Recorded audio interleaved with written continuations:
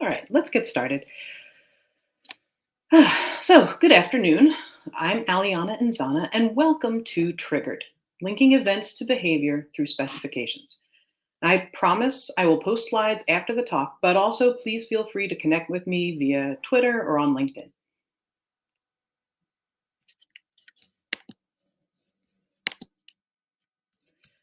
So, as I planned this talk, I had a case, and it was a pretty bad case of writer's block. So, I outlined and I brainstormed and I even Miro boarded. And as I did all of this, I came to realize that the real issue wasn't actually writer's block so much as it was a writer's flood, if we can agree to make that a thing. There was just so much content, so much that we could discuss on any one of these topics: events, specifications, and behavior. And so my challenge was to reel it in so I could deliver at the very least the 10,000 foot view. So, first off, specifications. There are two relevant definitions of specification. One, like the OpenAPI specification, is the standard language agnostic interface that could be used to describe any RESTful API. The second is using a format like OAS to describe a specific API. A particular API spec documents all of the things that you can do with this specific API.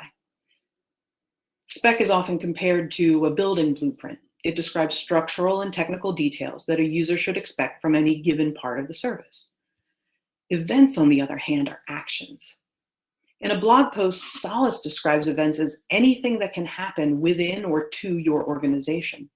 But more technically, an event represents the facts of a system. Typically asynchronous in nature, their real utility comes from their ability to function as a trigger for or notification of change within the system. Now, behaviors or capabilities are the piece that we don't talk about so much. To me, behavior is not just what you do, but why you do it. The behavior or capability is a description of a sequence of steps required to use APIs and services to create value in our organizations. While the specifications contain the building blocks of everything you may do, behavior or capabilities, and I tend to use those two terms pretty interchangeably, behavior is the way in which you want to use APIs and services to extract value from the system. Now, I often use an analogy to explain the relationship between a capability and a specification. When I think of a specification, I liken it to the contents of your refrigerator. And another specification could be the contents of your pantry. In this house, the union of those things contains the sum product of everything you could possibly make for dinner tonight. A capability, on the other hand, is more like the recipe. If you want to make Ottolenghi's roasted eggplant, and believe me, at some point in your life, you do want to make Ottolenghi's roasted eggplant. It's amazing. But there's specific ingredients you would need. They need to be combined in order and using particular methodologies that have to be applied to them in order to get that outcome that you desire. The abstract work culminates in an observable implementation, and that implementation, once observed, might suggest some amendments to your spec, like a substitution to your recipe.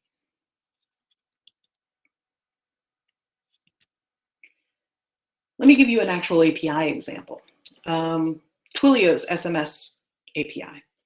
If you do get messages by unique ID, it will fetch a single message by its unique identifier.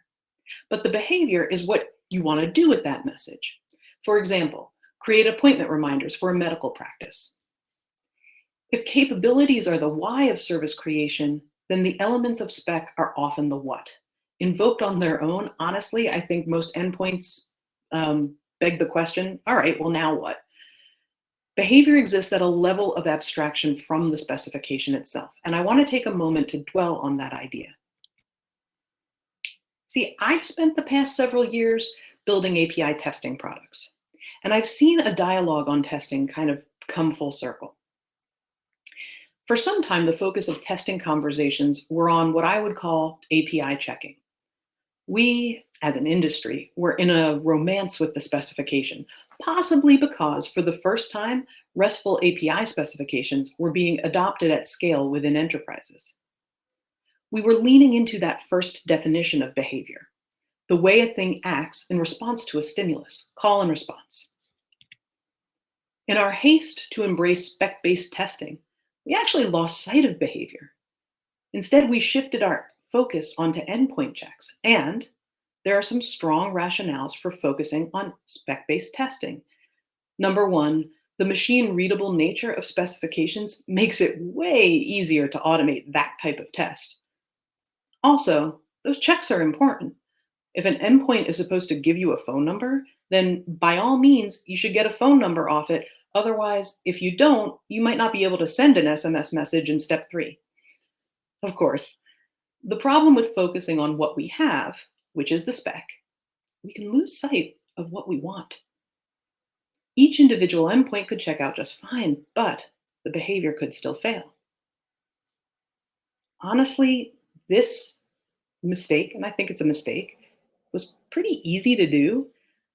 To me, it's very much like the parable of the person who's looking for their lost car keys under the pool of light from a street lamp. A passerby stops to help them look and said, "Is this where you think you dropped them?" And the person who's searching says, "Well, no, I don't think I dropped them here, but this is where the light is." The focus on spec-based testing can lead to a host of new problems, not the least of which is enterprises have a lot of APIs, but not all of them are well documented or documented, period. Furthermore, where there are specifications, they may not be kept current with the current deploy. Perhaps the original design was taken as more of a suggestion than a rule. Or in the early phases of design first adoption, they did design first, but only at first. As we iterated, a mix of code and design first led to the spec falling out of date. As you heard from yesterday's keynote from Microsoft, we also maintain a lot of redundancy when we're versioning our code and our services.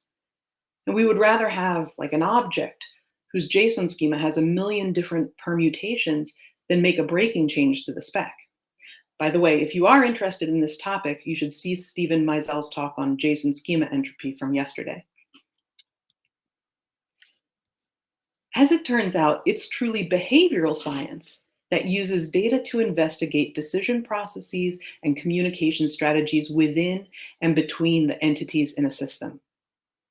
Now, I don't know about you, but to me, that sounds a lot like we're creating business value using APIs. And for our purposes of today, that's how I look at behavior. We focused on the simpler problem, an individual endpoint response, almost to the exclusion of the question that has higher complexity, but also greater value. But I was curious. I could understand the positive influence that pushed us towards spec-based tests, like ease of automation and the sudden seeming abundance of specs out there. But what was pushing us away from testing behavior? I think it was a bunch of different things. One, the complexity of the question. It's abstract, it's linked to business logic. Efforts to automate behavioral tests could be very time consuming and once created, quite brittle. Where there was tooling that worked at the level of behavior, those tools often relied on unique frameworks, which honestly serves to lock companies in with a particular vendor. But I think that one of the other important aspects is that many steps in behavior existed outside the realm of available specifications. And this is particularly true of the events that triggered a behavior pattern in the first place. We are no longer in REST monoculture. So we return to our foundational question. If behavior is so important to test, to document, to understand, because that's where the value lies, and if events are a vital part of many capabilities or behaviors, why haven't organizations moved to take advantage of event-driven specifications? The answer, as with many things, comes down to maturity. I am quoting the ineffable Kevin Schreiber from yesterday's conference. There are 20 ways to do REST APIs. OpenAPI just baked in opinions, and folks started following those conventions, for the benefit of the use cases that were built on top of the spec. When Kevin said this, they were referring to the OAS specification itself. But the observation is doubly true for tooling that's based on specifications. As an industry and within our individual organizations, there are a few recognizable phases to maturing practices and approach to APIs and services. At each level, there are both intrinsic and extrinsic factors that hold us back or push us forward. Maturity has many common variables, whether you're talking about APIs or event-driven services. And while certain elements of a maturity model are unique, underlying principles that drive API or service maturity are not widely different. I am quite indebted to David Mutter, senior analyst from Forrester, for his take on EDA maturity and his model, which I will reference here in the next couple of slides. The first API in any organization was likely created to expose an internal data store, probably using a code-first approach. The service was used by the person or the team who created and maintained it. We find that event-driven services emerge in quite the same way, as a coding pattern. Their use prompted by necessity, and they're entirely independent, both from each other and from the broader services ecosystem. Soon, though, others in the organization find uses for that API, and knowledge of how to work with it passes via word of mouth. The first real push to next level maturity comes from consumption. Simply put, asking Bob how his API works at a certain point is not a scalable solution. And so perhaps Bob annotates a code-first API to generate a spec for documentation, or as an aid to discoverability. But as a larger community relies on that API, the burden of reliability increases. And with it comes a desire for automation or spec-based tests, for behavior scenario tests, and things that can be wired back into the specification. Awareness leads to greater intentionality. You do prototyping and validation with design first, and use event-driven architectural patterns. Both APIs and EDA experience a consolidation of tools and tech. The frameworks and spec-based tooling make automation easier, and broker technology tends to become more standardized, which allows more fluid collaboration and cross-pollination between individuals and teams. At the automation consolidation phase, individual teams are still operating with near entire autonomy. But autonomy can actually be the enemy of the higher level organization. In the organizational scale phase, APIs and services shift from being used idiosyncratically, and they become governed. In fact, governance is such an important concept at this phase that Forrester chose to name the whole phase governed. This shift is underpinned by the use of tools and frameworks to level set expectations around performance, reliability, discoverability, and governance. Tools are about enablement, though, and it's the humans in these ecosystems that we want to enable. If you deploy an API or an event stream, but don't index it into your developer portal, does it promote business enablement? A developer may reasonably have expectations of any API put out by an enterprise at this phase. In terms of auth structure or governance or style, your API has become part of your brand. And this is often accompanied by the shift from code to design first. And APIs are a true organizational focus. Events and event-driven architectures experience many similar milestones. But I think this phase is more powerful for EDA because it represents the first foray into complete desiloization of data in the enterprise. Data becomes a consumer market, which is a power shift that becomes fully realized in the final phase, the transformative phase, or as I think of it, developer experience.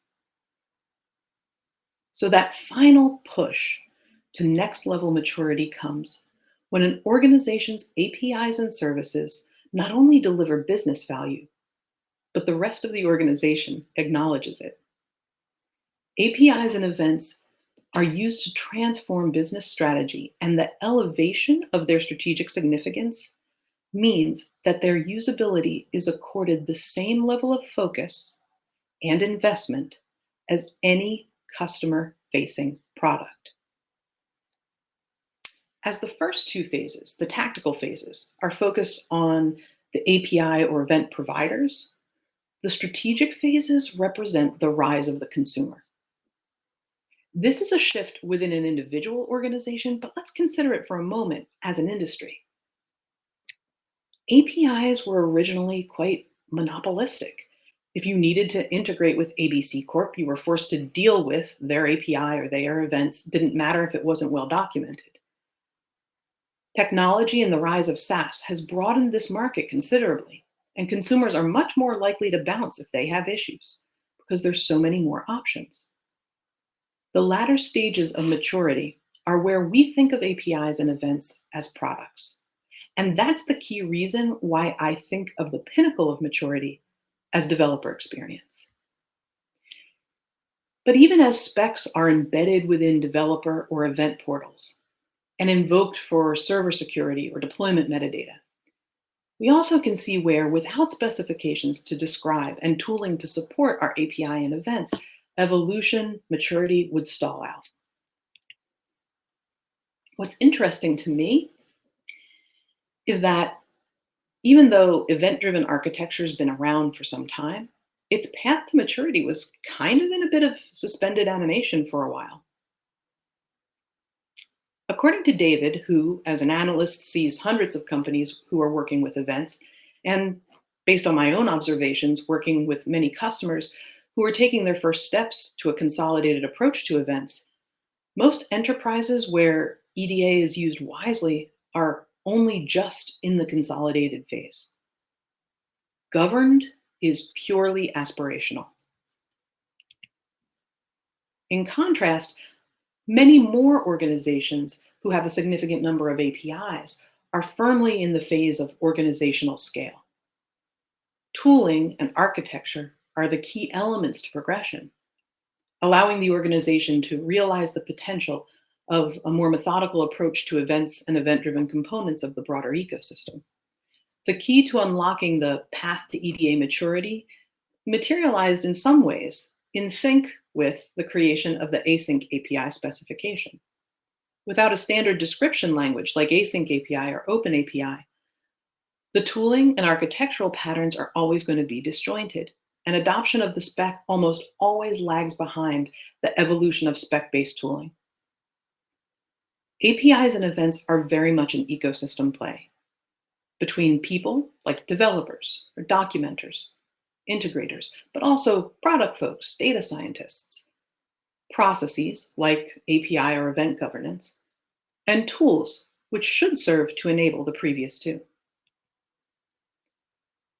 Now, we weren't going to make it through to the other side without at least one let go slide, right? So the challenge I'm going to leave you with today. Have we overburdened the spec, forcing it to be all the things we need to describe the value that APIs and services create in our organizations? I would argue that this may be true. See, when we operated in REST monoculture, it was maybe more difficult to see that no single specification could both inventory the system and effectively describe how to create business value with it. But as you move away from cataloging and inventorying a single API and move into a more heterogeneous ecosystem that has APIs and events, gRPC, GraphQL, to me, it seems clear that you cannot use the same spec to both create integratable order out of the chaos and describe all the potential building blocks of the system. As we leave RESTful monoculture behind and embrace the diversity of multiple protocols coexisting, specializing to create business value in our service ecosystems, specifications take on a greater importance. Well-governed specifications provide the right vocabulary for implementing existing capabilities, for creating new behaviors, but the spec is a dictionary, and the capability or behavior is the prose. As we've seen from the maturity paths of APIs in general and event-driven architecture in particular, the lack of specifications can create a maturity vacuum where practices can evolve as freely because they lack structure, such as is provided in specification formats, and tooling to support the humans working within those ecosystems trying to create value. It may well be beyond the capability of any individual existing specification to describe that next level of organization, of capabilities, of behavior, without bloating the specification in such a way as to make it unusable. This is not to say that there isn't a potential for a new type of specification to evolve, one that speaks at a level of abstraction, behavior, and which could also tie back to other development processes like behavior-driven development to bring our API ecosystem full circle. I don't pretend to have the answers to these questions, but as our community struggles and considers questions like workflows and overlays for the Open API specification in particular, but also the multi-protocol nature of many of our deployments, I think it's important that we ask these questions and consider the answers, because if we don't, then we're running the risk of having a system evolve where if all you have is a hammer, everything looks like a nail. I realize it's a little bit controversial for, what amounts to afternoon here in Boston, but I figured keep everyone awake and it'll be fun. So now my question is, are there any questions from the Q&A? And how did I lose my session tape? Oh, there it is. Hello. Have you been invited to the workflow SIG yet? If not, we'd love your thoughts on ways to define recipes. We're still not even sure what to call the things, but I think we have the same goals. Thank you, Nick. I have poked around a little bit and probably will join the workflow SIG. I still think that there is a duality to this question that we have to sort of embrace, which is it part of a specification that already exists? Because we know, and we actually talked about it in the session yesterday, sometimes OpenAPI has trouble referring to things that are not in its own spec even. But I think it's a worthy question to ask, and I think that this community is the right community to ask it. From Kevin, is there space for both SOA, service-oriented architecture, and EDA existing in harmony? Cats and dogs living together. I think the answer is a definite maybe. What I would say about that is, at least to my mind, let's go back to the Legos analogy. It's possible if you take 4 different Lego sets, one that's supposed to build Hogwarts, one that's supposed to build the Death Star, and another one that's just sort of a bunch of different colored Lego blocks. It's possible if you take all of those different things and pour them all together, you could eventually pick out the individual pieces that allow you to build those 2 sets. What I think happens with event-driven architectures is they've sort of sprung up very organically, and they have a slightly different set of goals and objectives than the service-oriented architecture. And the types of events that are typically being captured also, I think, are different at times. But I think there's a potential for the different things to come together. And I think, again, it's the things that exist at a level above or the tooling that exists as a level over specifications that might help us. I think one thing I'm sort of alarmed about is I've seen developer portals becoming a thing, which I think is fantastic, and event portals becoming a thing, and they're not all together. But that's sort of like having, half of your Legos in one box, half of them in another, and they're not even in the same room. So it becomes harder to use those things, recombine them in different ways to make new behaviors that way. Any other questions? All right. Well, listen, this has been super fun. And if you enjoyed it, please also come after the break to Open API Initiative is Community, where you'll be hearing from a bunch of different people who have been instrumental in building our community over the past 6 years. And I really hope that you enjoy this, and I think you will definitely enjoy that as well. Thank you so much. Bye-bye.